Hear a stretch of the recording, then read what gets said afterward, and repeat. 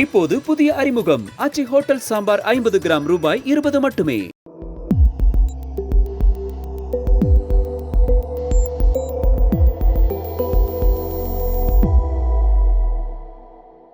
தமிழ் தடம் நேயர்களுக்கு வணக்கம். நம்மோடு உரையாட ஊடகவியலாளர் திரு கேப்ரியல் இணைந்திருக்காங்க. வாங்க பேசலாம். வணக்கம்.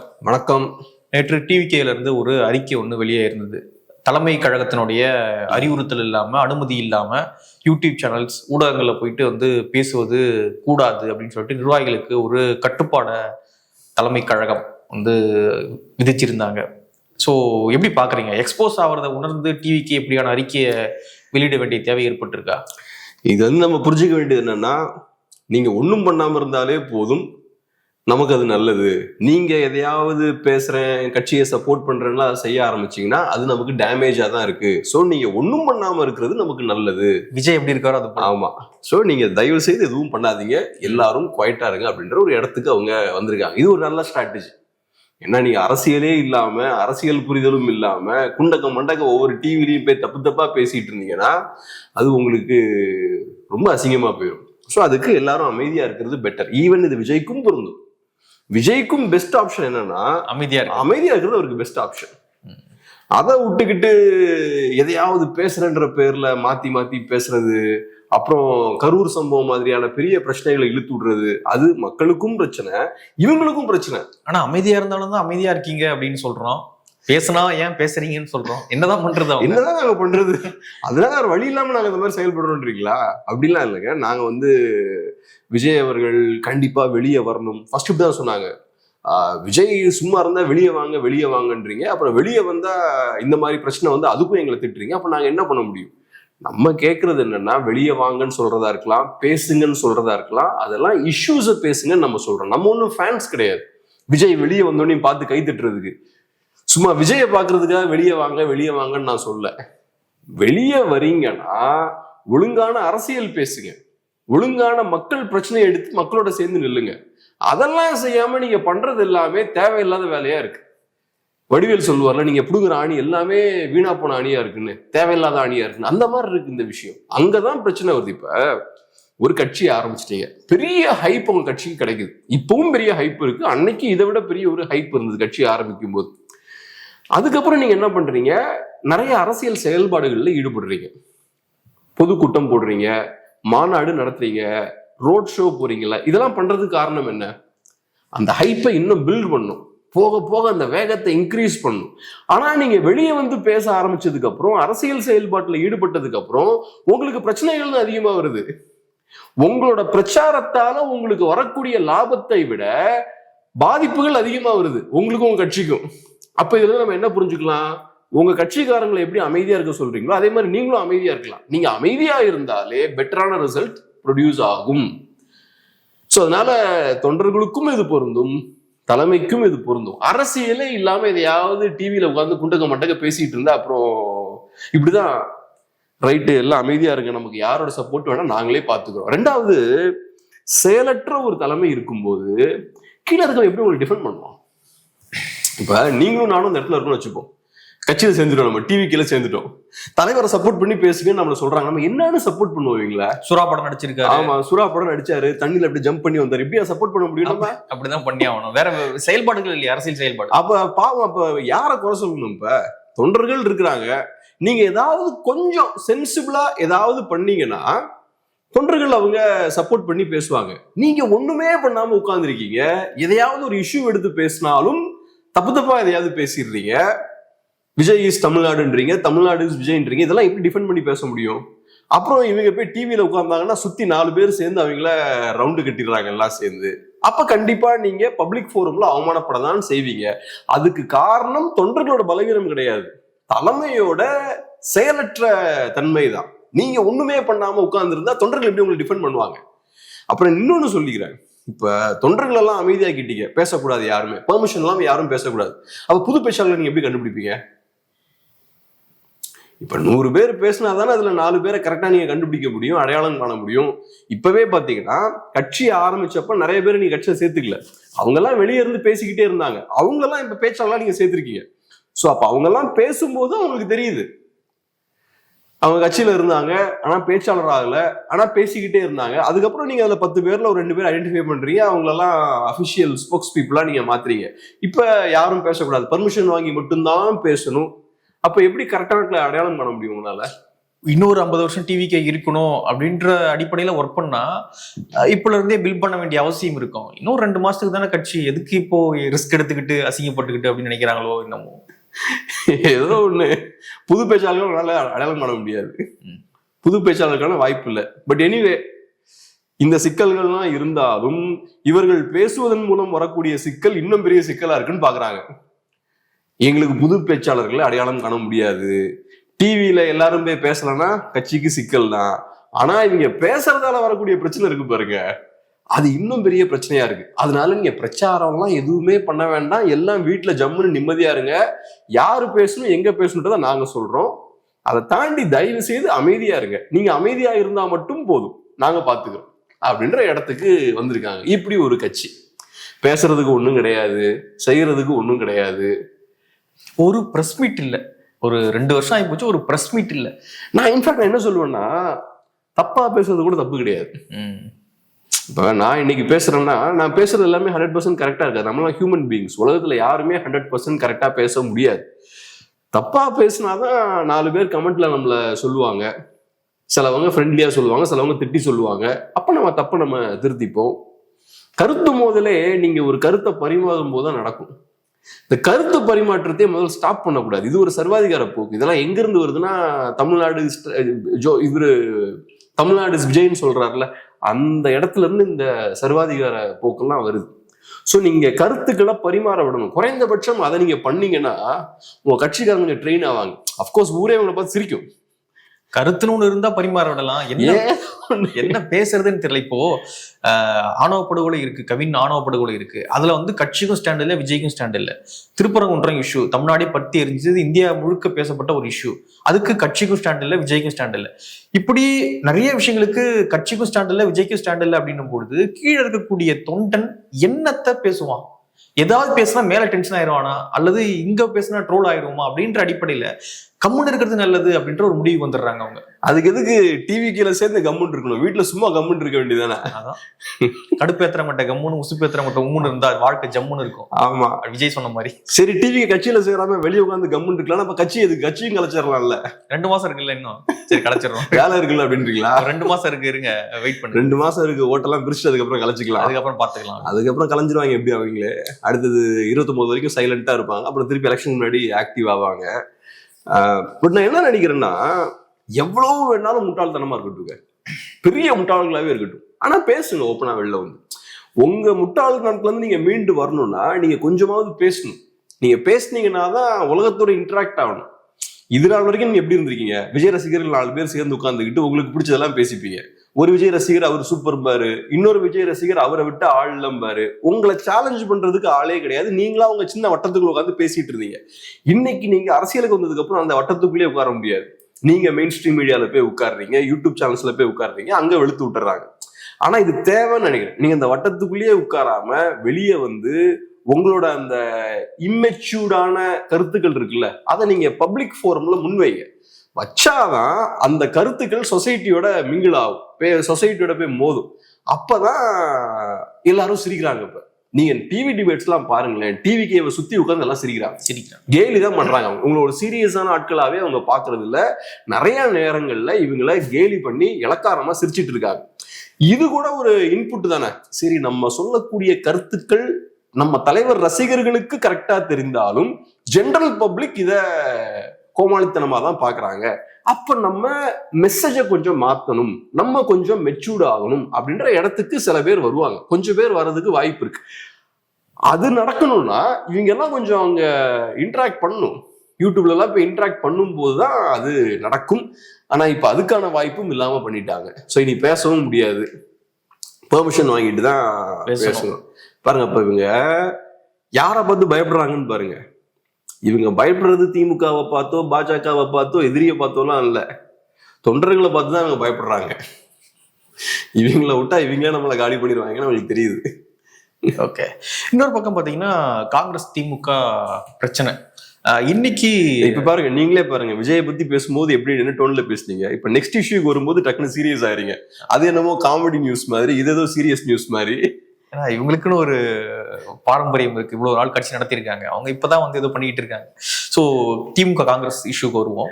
நம்ம சீரியஸ் நியூஸ்க்கு போலாம். சீரியஸா விளையாட்டு செய்திகளுடன் முடிவடைந்ததுன்னா அப்படின்ற மாதிரி இந்த பக்கம் வருவோம். ஜோடங்கர் அவர்கள் இன்று ஸ்டாலின் அவர்களை மீட் பண்ணி பேச இருக்காரு அப்படின்ற செய்தி. திமுகவுமே வந்து தொகுதி பங்கீடு தொடர்பாக குழு அமைச்சிட்டாங்க. அவங்களும் சில கட்சிகளோடு பேச்சுவார்த்தை நடத்தி முதற்கட்ட பேச்சுவார்த்தை நடத்தி முடிச்சிருக்காங்க. இப்போ அவங்களுக்கு பெரிய பிரச்சனை என்ன கூட்டணிக்குள்ள அப்படின்னா காங்கிரஸ் தான். எத்தனை சீட்டு கேட்க போறாங்க, என்ன நம்ம ஓகே பண்ண போறோம், என்ன டிமாண்ட் வேற என்ன வைக்க போறாங்க அப்படின்றதெல்லாம் திமுகவுக்கு ஒரு தலைவலியாக இப்பொழுது காங்கிரஸ் மாறி இருக்கு. இன்னைக்கு காங்கிரஸினுடைய குழு ஸ்டாலின் அவர்களை மீட் பண்ண இருக்காங்க அப்படின்ற செய்தி வந்திருக்கு. ஸ்டாலின் அவர்களுமே வந்து ரொம்ப விடாப்பிடியான விட்டு கொடுக்காம இருக்காரு. இஷ்டம் இருந்தா இருங்க, சில்லனா பரவாயில்ல, கிளம்புறதுனா கிளம்புங்க அப்படின்ற மாதிரியான ஒரு டோன்ல தான் ஸ்டாலின் அவர்களுமே இன்னைக்கு ஹேண்டில் பண்ண போறாரு அப்படின்ற மாதிரியான செய்திகள் இன்னைக்கு வந்திருக்கு. ஸோ எப்படி பாக்குறீங்க காங்கிரஸ் திமுக கூட்டணி பிரச்சனை? திமுகவுக்கு விட்டு கொடுக்கறதுக்கு ஸ்பேஸ் இருக்கான்னு தெரியல. ஏன்னா இப்ப காங்கிரஸ் பார்ட்டி ஏறக்குறைய 40 சீட்ஸ் கேட்கறாங்க அப்படின்ற மாதிரி சொல்றாங்க. 40 சீட்ஸ் கொடுக்கறதுக்கு திமுக கூட்டணியில ஸ்பேஸ் இருக்கா? ஏற்கனவே ஏகப்பட்ட கட்சிகள் இருக்காங்க. எல்லா கட்சிகளுக்குமே அதிகமான சீட்ஸ் வேணும்ன்றதான் அவங்களோட எதிர்பார்ப்பா இருக்கு. அப்ப உங்களுக்கு கிட்ட இருக்கக்கூடிய பெஸ்ட் ஆப்ஷன்ஸ் என்னன்னா, யாருக்குமே அதிகமான சீட்ஸ் கொடுக்க கூடாது. இல்ல அதான் குறைக்க சொல்லியிருக்காங்கன்னு சொல்லிட்டு எல்லா கூட்டணி கட்சிகளும் வெளியே வந்து செய்தியாளர்கள்ட்ட சொன்னாங்க இல்லையா, எல்லாருக்குமே இன்னைக்கு இப்போ சீட்டை நாங்க குறைக்க போறோம் அப்படின்னு. அப்படி குறைச்சா இன்னும் அதிருப்தி அதிகமாகும். இப்ப ஏற்கனவே காங்கிரஸ் பார்ட்டி உங்ககிட்ட நிறைய கேட்டுட்டு இருக்காங்க. சில மாதங்களாவே உங்க மேல அழுத்தம் போட்டு இருக்காங்க. இவங்க அழுத்தம்லாம் போடும்போது நீங்க புதுசா இன்னொரு கட்சியை உள்ள கொண்டு வரீங்க. சோ அதுவே என்ன சிக்னல்? ஒண்ணு, என் அலைன்ஸை நான் இன்னும் ஸ்ட்ராங் ஆக்கிட்டேன்றது ஒரு சிக்னல். ரெண்டாவது, உனக்கு நிறைய சீட் கொடுக்கறதுக்கான இடமும் என்கிட்ட இல்லை அப்படின்றது செகண்ட் சிக்னல்.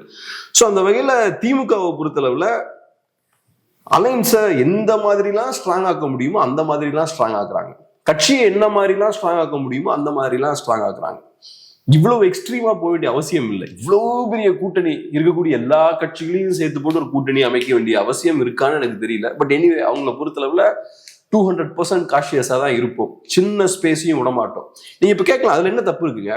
ஜெயிக்கணும்னு ஆசைப்படுறாங்க, எல்லா கட்சியும் ஜெயிக்கணும் தான் ஆசைப்படுவாங்க, ஏன் இவ்வளவு கட்சிகளை சேர்த்தா என்ன அப்படின்னு நீங்க யோசிக்கலாம். என்ன சிக்கல்னா, 10 கட்சியை வச்சு ஜெயிக்கலான்ற சூழல் இருக்கும்போது நீங்க 15 கட்சியை வச்சு ஜெயிக்கிறீங்கன்னா, நாளைக்கு இவங்க எல்லாத்தையும் நீங்க அகாமடேட் பண்ணணும். உள்ளுக்குள்ள அவங்க எல்லாம் குடைச்சல் கொடுப்பாங்க. சேஃப்டியா இருக்கலாம், ஓவர் காஷியஸா இருக்கலாம்ன்றதுக்காக நீங்க எக்ஸ்ட்ரா இன்னொரு 5 கட்சியை உள்ள தூக்கி போடுறீங்கன்னா, நாளைக்கு அவங்க அகாமடேட் பண்றதுல உங்களுக்கு பிரச்சனை வரும். அதுதான் நம்ம இதை திரும்ப திரும்ப சொல்லிட்டு இருக்கு. நிறைய பேர் புரிஞ்சுக்க மாட்டேங்கிறாங்க. என்ன ஒரு கட்சி இருக்குன்னா ஜெயிக்க தான் நினைப்பாங்க. ஸோ ஓவர் காஷியஸா இருக்கிற ஒன்றும் தப்பே இல்லையே, எல்லா ஆப்ஷன்ஸையும் ஓப்பன் பண்ணி வச்சுட்டு கரெக்டு தானே அப்படிம்பாங்க. அது கிடையாது. அதுதான் இங்க இருக்கக்கூடிய சிக்கல். பட் எனிவே, இப்ப அலைன்ஸ் ரொம்ப கிரௌடா இருக்கு. அது போக நீங்க டிஎம்டிகேவையும் உள்ள கொண்டு வந்துட்டீங்க. அப்ப காங்கிரஸுக்கு நீங்க சிக்னல் கொடுக்குறீங்க, நாங்க நல்லா ஸ்ட்ராங்கா இருக்கோம், எங்க கிட்ட வந்து சேர்ந்தீங்கன்னா ஜெயிக்கிறதுக்கான வாய்ப்பு உங்களுக்கு நிறைய இருக்கு. டிஎம்டிகேவை கூட நாங்க உள்ள கொண்டு வந்தாச்சு, வேற யாருமே வெளியில இல்ல. அட் த சேம் டைம் எங்க கிட்ட சீட்ஸும் கம்மியா இருக்கு. ஸோ நீங்க கேட்கிற மாதிரியான சீட்ஸ்லாம் எங்களுக்கு கொடுக்க முடியாது, சீட்ஸும் கம்மியா இருக்குன்றாங்க. காங்கிரஸ் பார்ட்டியும் இதுவரைக்கும் செய்யாத அளவுக்கு அதிகமா நெகோசியேட் பண்றாங்க, டஃபா அவங்க நெகோசியேட் பண்றாங்க. நான் என்ன சொல்லுவேன்னா, பிராக்டிக்கலா பார்த்தா திமுக கிட்ட சீட்ஸ் இல்லை. காங்கிரஸ் பார்ட்டிக்கும் இந்த அலைன்ஸை உடைக்கிறதால பெரிய லாபம் கிடையாது. ஏன்னா இந்த அலைன்ஸை உடைச்சாச்சுன்னா காங்கிரஸ் பார்ட்டிக்கு தனியா நின்னாங்கன்னா 0 சீட்ஸ் தான். அலைன்ஸ்ல நீங்க எதிர்பார்க்குற சீட் கிடைக்கலன்னா கூட கொஞ்சம் வின்னிங் சீட்ஸ் கிடைக்கும். 20 மேபி போன தடவை 20 வின்னிங் சீட்ஸா, 19 காங்கிரஸ் சொல்றாங்க. ஆமா, காங்கிரஸ் 18 வின்னிங் சீட்ஸ். சரி, 25 கிட்ட கொடுத்தாங்க. 25 வாங்கிட்டு 18 வின்னிங் சீட்ஸ். சரி, 15 வின்னிங் சீட் கூட வச்சுப்போமே. திமுகவோட போய் கம்மியான சீட்ஸ் கிடைச்சாலும் உங்களுக்கு ஒரு 15 வின்னிங் சீட்ஸ் கிடைக்குது. ஆனா காங்கிரஸ் தனியா போனாலோ தாவேக்காவோட போனாலோ 0 வின்னிங் சீட்ஸ் தான் உங்களுக்கு கிடைக்கும். ஸோ அந்த அலைன்ஸை உடைக்கிறதால காங்கிரஸுக்கும் ஒரு பிரயோஜனம் இல்லை. அப்படி இருக்கும்போது காங்கிரஸ் உடைக்கவும் மாட்டாங்க அப்படின்றதான் என்னோட நம்பிக்கை. நான் என்ன சொல்லுவேன்னா, சில நேரங்கள் ரிஸ்க் எடுக்க தான் நல்லா இருக்கும். அதை அட்லீஸ்ட் நமக்கும் பார்க்கறது கொஞ்சம் ரைட்டா, ஏதோ ஒன்று டிஃப்ரெண்டா பண்ணிட்டாங்க, ட்ரெடிஷ்னலா பிஹேவ் பண்ணாம அவுட் ஆஃப் த பாக்ஸ் ஏதோ ஒன்று பண்ணாங்க அப்படின்ற ஒரு ஃபீல் இருக்கும். திமுகவும் உங்களை ஃபியூச்சர்ல ரெஸ்பெக்ட் பண்ணுவாங்க. அக்ரெசிவா ஏதாவது பண்ணலாம். இப்படியே திமுக அதிக காங்கிரஸ் சொல்றேன் ஏன்னா காங்கிரஸுக்கு பெருசா அவங்க இழக்கிறது கிடையாது. என்ன அக்ரெசிவா பண்ணி என்ன பண்ண போறாங்க? அவங்களுக்கு பிரோஜனம் இல்லை. அவங்களுக்கு என்ன வலிமை இருக்குன்னு தெரியும். கரெக்ட், வளர்க்கவும் முடியாது. நான் அப்படிதான் பாக்குறேன். அவங்க அதை தாண்டி எதுவும் பண்ண போறது இல்லை. ஏன்னா அவங்க ப்ராக்டிக்கலா இருக்கக்கூடிய ஆட்கள். இப்போ எல்லாம் இந்த சவுண்ட் எல்லாம் கொடுத்தாலும் எலெக்ஷன் கிட்ட வரும்போது காங்கிரஸ்காரங்களுக்கு அதிகாரம் தேவை. இங்க நிறைய பேர் நமக்கு அதிகாரம் கிடைக்கும், சீட் கிடைக்கும், நாளைக்கு நம்ம எம்எல்ஏ ஆயிரலான்ற நம்பிக்கையில நிறைய பேர் உள்ள உட்காந்துருப்பாங்க. அவங்க எல்லாம் கடுப்பாயிருவாங்க நீங்க தனியாலாம் போனீங்கன்னா. இப்ப சும்மா இந்த மாதிரி அழுத்தம் போடுறதுக்காக இப்படி எல்லாம் பேசிட்டு இருக்கலாம். அது போக நான் இன்னொன்னு சொல்றேன், காங்கிரஸ் பார்ட்டி அலைன்ஸை உடைக்கிறாங்கன்னா அதுக்கப்புறம் திமுகவுக்கு காங்கிரஸை பலவீனப்படுத்த வேண்டிய தேவையும் ஏற்படும் இல்லையா? காங்கிரஸ் வெளியே போயிட்டாங்கன்னா காங்கிரஸால ஏற்படக்கூடிய டேமேஜை கம்மி பண்ண வேண்டிய தேவை திமுகவுக்கு ஏற்படும். அக்ரெசிவா அதை பண்ணுவாங்க, காங்கிரஸை உடைச்சிருவாங்க. அந்த அளவுக்கு திமுகவுக்கு ஸ்ட்ரென்த் உண்டு. உடஞ்ச கட்சி தான், ஆல்ரெடி உடஞ்ச மாதிரி தான் இருக்கு. ஏற்கனவே நிறைய பேர் திமுகவுக்கு தான் விசுவாசமா இருக்காங்க. ஸோ காங்கிரஸை நெருக்கலாம் திமுக நினைச்சா. அதனால ஒண்ணு உங்களுக்கு பிரோஜனம் எதுவுமே கிடையாது, ரெண்டாவது பாதிப்பு வர்றதுக்கு நிறைய வாய்ப்பு இருக்கு, மூணாவது அது பாஜகவுக்கு தான் நல்லது. தமிழ்நாட்டுல பாஜகவுக்கு இன்னும் கொஞ்சம் கூட பெட்டரா பெர்ஃபார்ம் பண்ண முடியும், பாஜகவுக்கும் அதிமுகவுக்கும். எண்ட் ஆஃப் த டே பாஜகவுக்கு அது அட்வான்டேஜ். ஸோ அதனால காங்கிரஸ் பார்ட்டி அலைன்ஸை உடைக்கிறதுக்கான வாய்ப்பு இல்லை. பட் நான் என்ன சொல்ல வரேன்னா, சில நேரங்கள்ல அந்த ஒரு ஸ்டேட்டஸ் கோ இருக்கு பாருங்க, அதை டிஸ்டர்ப் பண்ணீங்கன்னா உங்களை பார்த்து ஒரு பயம் வரும் மற்றவங்களுக்கு, உங்களை கொஞ்சம் சீரியஸா எடுக்க ஆரம்பிப்பாங்க. ஆனா அதை பண்ண மாட்டாங்க காங்கிரஸ் அதை பண்ண மாட்டாங்க. ஏன்னா காங்கிரஸ் ஒரு பழைய பார்ட்டி, நல்ல அதிகாரத்துல ருசிச்ச ஒரு கட்சி. இப்படியாப்பட்ட ரிஸ்க்லாம் எடுக்க மாட்டாங்க. அவங்க சிறிய கட்சியில எடுக்கலாம். டிஎம்டிக்கு ஒரு காலத்துல அடிச்சாங்க பாருங்க, அந்த மாதிரிலாம் பண்ணலாம். காங்கிரஸ் பார்ட்டி இதை பண்றதுக்கான வாய்ப்புகள் கம்மி. ஸோ மேபி சொல்லப்படுற விஷயம் என்னன்னா, ஒரு 2-3 சீட்ஸ் அவங்களை அதிகமா கிடைக்கலாம்ன்றாங்க. இப்போ 25 அப்படின்னா, போன தடவை 25 அப்படின்னா இப்போ ஒரு 28 30 வரையும் போகுமா? நான் இது வரைக்கும் பார்த்த நியூஸ் எல்லாம், இப்ப ஹிந்துல ஒரு நியூஸ் பாக்குறேன், அதுல ஏதோ ஒரு அவங்க சோர்ஸ் வழியா டிஎம்கே டாப் லெவல் ஏதோ ஒரு டிஎம்கேல முக்கியஸ்தர்கிட்ட இருந்து ஏதோ ஒரு கமெண்ட் வாங்கியிருக்காங்க, 25க்கு மேல எங்களால போக முடியாது அப்படின்ற ஒரு செய்தியை அவர் கொடுத்திருக்காரு, ஒரு இன்ஃபர்மேஷனை. 25+1 வேணா இருக்கலாம், ராஜ்யசபா வேணா கொடுக்கலாம். அவங்க என்னன்னா நெகோசியேட் பண்றோம்னா 25ல வந்து நிற்போம், அவங்க 39-40ல இருக்காங்க. அப்புறம் கொஞ்சம் இவங்களும் ஏறுவாங்க, அப்புறம் அவங்க பெருசா இறங்கி வருவாங்க. அதான் லாஜிக்கு. பட் இதெல்லாம் இந்த மாதிரியான நியூஸ் எல்லாம் பிளான் பண்றதுக்கான தேவையே என்னதான் சொல்லணும்னு அவசியமே இல்லைல்ல. பிளான் பண்றதுக்கான தேவை என்னன்னா, நாங்க காம்ப்ரமைஸ் ஆக மாட்டோம், நாங்க எங்க ஸ்டாண்ட்ல ஸ்டெடியா தான் இருப்போன்ற ஒரு இமேஜ் அவங்க கிரியேட் பண்ண பாக்குறாங்க. ஸோ அதுக்கு தான் அவங்க டிஎம்டிகேவி உள்ள கொண்டு வராங்க. நாங்க உங்ககிட்ட இறங்கி போறதுக்கு ரெடியா இல்லைன்னா டிஎம்டிகேவி உள்ள கொண்டு வராங்க. ஓபிஎஸ் இப்ப கட்சிக்குள்ள கொண்டு வந்துட்டாங்க.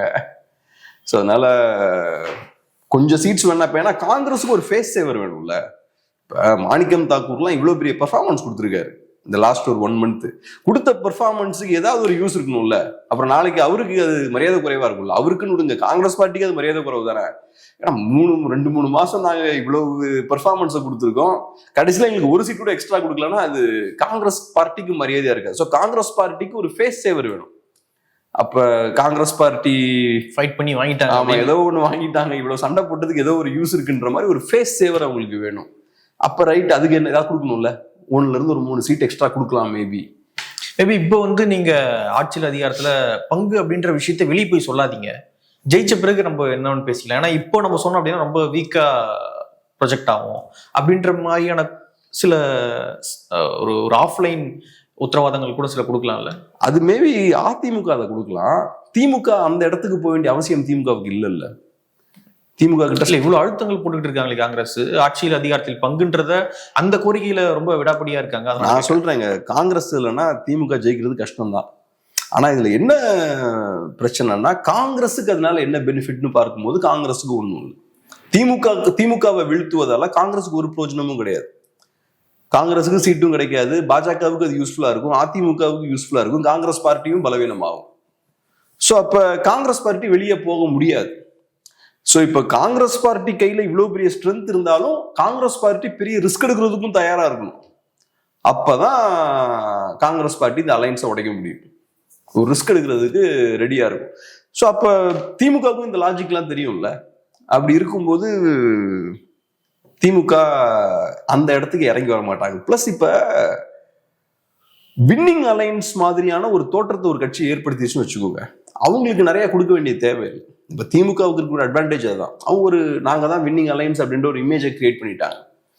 அதனால அவங்களுக்கு எக்ஸ்ட்ரா பெர்க்லாம் கொடுக்க வேண்டிய அவசியம் இல்லை. அந்த தேவை அந்த சைட்ல தான் வர்றதுக்கான வாய்ப்பு இருக்கு அதிமுக சைட்ல. அதிமுகவும் கொஞ்சம் வீக் ஆகிருக்காங்க. ஸோ பார்ப்போம், இந்த அட்வான்டேஜ் வந்து திமுகவுக்கு.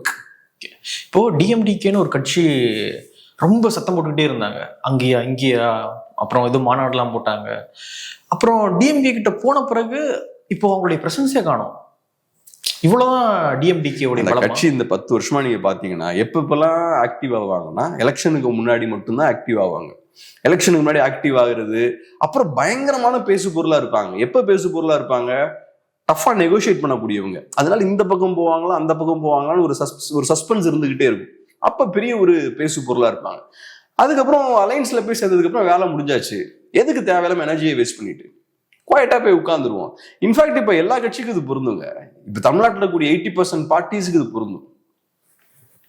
இப்ப திமுக கொஞ்சம் நான் சொன்ன மாதிரி ஓவர் காஷியஸா இருக்காங்க. அதனால இந்த 4-5 வருஷம் எடுத்துக்கிட்டீங்கன்னா எதை செஞ்சாலும் ஓவரா மார்க்கெட் பண்றது, ரொம்ப ப்ரொமோட் பண்றது, ஓவர் அட்வர்டைஸ்மெண்ட்டுக்கு எஃபோர்ட் போடுறது. அதிமுகவை பொறுத்தளவுல ஓவர் கேர்லெஸ், ஒண்ணுமே பண்ணல. 4.5 வருஷமா ஒண்ணுமே பண்ணல. அப்புறம் இப்ப ஏதோ இந்த கேம்பெயின் போனாரு இபிஎஸ் அவர்கள், அது ஒரு நல்ல முன்னெடுப்பு தான் போயிட்டு இருக்காரு. ஆமா, ஃபர்ஸ்ட்டுக்கான கொஞ்சம் நல்ல ஒரு இம்பாக்ட் இருக்கு. இப்ப ஏன்னா எல்லாருமே பண்ண ஆரம்பிக்கும் போது இது பெருசா அந்த ஒரு அட்டென்ஷன் கிடைக்கல. பட் ஓகே, பண்றாரு, நல்ல விஷயம். திமுக இன்னும் அக்ரெசிவா அவங்க சைட்ல இருந்து ஒர்க் பண்ணிட்டு இருக்காங்க. அதே போல நீங்க மற்ற சிறிய கட்சிகள் எடுத்துக்கோங்க. கம்யூனிஸ்டுகள்லாம் ஒரு காலத்துல ரொம்ப ஆக்டிவா இருப்பாங்க. போராட்டங்கள்லாம் கம்யூனிஸ்டுகள் தான். இன்னைக்கு கம்யூனிஸ்டுகளோட பிரசன்ஸே களத்துல இல்லை. அப்படியே போராட்டங்கள் நடத்தினாலும் அதெல்லாம் ஒரு ஒரு ஒரு சம்பிரதாயமாக தான் அதெல்லாம் நடத்துறாங்க. நடத்தணும் சில விஷயங்கள் அப்படின்ற மாதிரி தான். பெரிய வீரியமிக்க போராட்டங்கள்லாம் நடத்துறது இல்லை. விசிக்கே ஓரளவுக்கு ஆக்டிவா இருக்காங்க. காங்கிரஸ் பார்ட்டிக்கு எனக்கு தெரிஞ்சு ஏறக்குறைய டிஎம்டிகே மாதிரி தான். எலெக்ஷன் டைம்ல மட்டும்தான் அவங்க கொஞ்சம் செயல்பட ஆரம்பிப்பாங்க. மற்றபடி அஃப்கோர்ஸ் அவங்க கட்சிக்குள்ள சண்டைகள்லாம் நடக்கும், அந்த வகையில் ஆக்டிவா இருப்பாங்க. அதை தாண்டி மக்கள் பிரச்சனைகள், மக்களுக்கான அரசியல் அதெல்லாம் எதுவும் கிடையாது. எம்டிஎம்கேவும் அதே மாதிரி தான். எம்டிஎம்கேவுக்கும் பெரிய பொலிட்டிக்கல் ஆக்டிவிட்டிஸ் கிடையாது. ஸோ இங்க இருக்கக்கூடிய பொலிட்டிக்கல் பார்ட்டிஸ் எல்லாமே எடுத்துக்கிட்டீங்கன்னா எல்லாரும் ஏறக்குறைய டிஎம்டிகே மாதிரி தான் இருக்காங்க. சிலவங்க கொஞ்சம் மேபி பெட்டரா ஆக்டிவா இருக்கலாம். டிஎம்டிகே அதுல ரொம்ப கரால். என் வேலை நடக்கும்போது மட்டும்தான் நான் பிஸியா இருப்பேன். என் வேலை முடிஞ்சதுன்னா நான் பாட்டுக்கு கிளம்பி போய்கிட்டே இருப்பேன். அதுக்கப்புறம் தேவையில்லாம எனர்ஜி எல்லாம் வேஸ்ட் பண்ண முடியாது. இப்ப பாத்தீங்கன்னா கொஞ்சம் கூட்டத்தெல்லாம் கூட்டி எடுத்து காட்டினாங்க. சீட் நெகோசியேஷன்ஸ் வர்றதுக்கு முன்னாடி நாங்க பலமா தான் இருக்கோம் அப்படின்றத நிரூபிக்கிறதுக்காக. வேலைலாம் முடிஞ்சதுக்கு அப்புறம் இனிமேலாம் எனர்ஜி எல்லாம் வேஸ்ட் பண்ண முடியாது. இனி சீட்டு ஜெயிக்கிறதுக்கான வேலைகள் பார்ப்போம். கிடைச்ச சீட்ஸ்ல நல்லா பெர்ஃபார்ம் பண்றது, கேம்பெயின் எடுத்து அவங்க பண்ணுவாங்க. ஏன்னா அது காரியம் நடக்கணும்ல, அது பண்ணுவாங்க. அதுவும் முடிஞ்சாச்சுன்னா அதுக்கப்புறம் எங்களை வந்து டிஸ்டர்ப்லாம் பண்ணிட்டு இருக்க கூடாது. இது நம்ம அரசியல் எவ்வளவு மோசமா இருக்குன்றத காட்டுது. அது மட்டும் இல்லாம இந்த சிறிய கட்சிகளோட டைம் முடிஞ்சதுன்றதையும் காட்டுது. ஏன்னா ஒரு கட்சி இருக்குன்னா அந்த கட்சி ஒரு ரோல் பிளே பண்ணும். அந்த கட்சி சில மக்களோட பிரதிநிதியா இருக்கு. அப்ப அந்த வேலையை நல்லா பண்ணணும். அந்த மக்களுக்கான வாய்ஸா நீங்க இருக்கணும். அதை பண்ணாம நான் எலெக்ஷன் டைம் மட்டும் தான் வெளியே வருவேன், மற்ற நேரம்லாம் படுத்து தூங்குவேன்னா உங்களோட தேவை தமிழ் சமூகத்துக்கும் இருக்காது, அந்த சம்பந்தப்பட்ட மக்களுக்கும் இருக்காது. உங்களை அப்ப ஒரு பாயிண்ட்டுக்கு அப்புறம் தூக்கி போட ஆரம்பிச்சிருவாங்க. வேற புதுசா வரக்கூடிய ஆக்டிவான கட்சிகளை பார்க்கும்போது அவங்களுக்கு அது நல்ல ஆப்ஷனா தெரியும். சிறிய கட்சிகள் சைலண்ட் ட்ரிப்பே இருக்காங்க. அப்புறம் இன்னொன்னு, பொலிட்டிக்கலி ஆக்டிவா இருக்கிறதும் கஷ்டம். இன்னைக்கு பொலிட்டிக்கலி ஆக்டிவா இருக்கிறதுன்றது நிறைய பணத்தை செலவழிக்கிறதுக்கு சமம். இன்னைக்கு யாரும் எதையும் ஃப்ரீயா பண்ண மாட்டாங்க. ஒரு நியூஸ் போடணும்னா கூட உங்களுக்கு ஃபினான்ஷியலா நீங்க ஸ்ட்ராங்கா இருக்கணும். பொலிட்டிக்கல் ஆக்டிவிட்டியில ஈடுபடணும். ஒரு 1000 பேரை சேர்க்கணும்னா அதுக்கு சாதாரணமா நடக்காது. அதுக்கு ஏகப்பட்ட பணம் உங்களுக்கு செலவாகும். அதெல்லாம் நீங்க பண்ணணும்னா ஒருத்தன் வரமாட்டான். இன்னைக்கு இப்ப சினிமாலாம் பாத்தீங்கன்னா அந்த எக்ஸ்ட்ராஸ்பாங்கல்ல, கொஞ்சம் நிறைய பேர் இந்த க்ரௌட் மாதிரி நிக்கிறதுலாம் நிறைய பேர் இருப்பாங்க. ஒரு ஆளுக்கு ஒரு 500-1000 ரூபாய் கொடுத்தா அவங்க ஒரு க்ரௌடா வந்து அப்படியே நிற்பாங்க. அரசியல் அப்படியே ஆகி போச்சு. அந்த எக்ஸ்ட்ராஸ் மாதிரி நிறைய பேர் பார்த்தோம்னா பணம் கொடுத்து வராங்க. ஆமா, அதுக்கு ஒரு குரூப் இருக்காங்க. எலெக்ஷன் டைம்ல அவங்க சந்தோஷமா வருவாங்க. நீங்க காசை கொடுத்தீங்கன்னா வாங்கிப்பாங்க. ஒரு 3 மணி நேரம்னா ஒரு 3-4 ஹவர்ஸ் அங்க உட்காந்துட்டு கிளம்பிடுவாங்க. எப்ப பிரச்சனை வரும்னா நீங்க ஒரு 2 மணி நேரம் லேட்டா வரீங்கன்னா அவங்க கடுப்பாவாங்க. என்னடா நாங்க சொன்ன டைமுக்கு நாங்க வந்துட்டு உட்காந்துருக்கோம், உங்க ஆள் இன்னும் காணும், வீட்டுக்கு போன டைம் ஆச்சுன்னா படம் பார்க்கணும் அப்படின்னு டென்ஷன் ஆக ஆரம்பிப்பாங்க. இல்லாட்டினா ஒரு பிரச்சனை அங்க இருக்காது.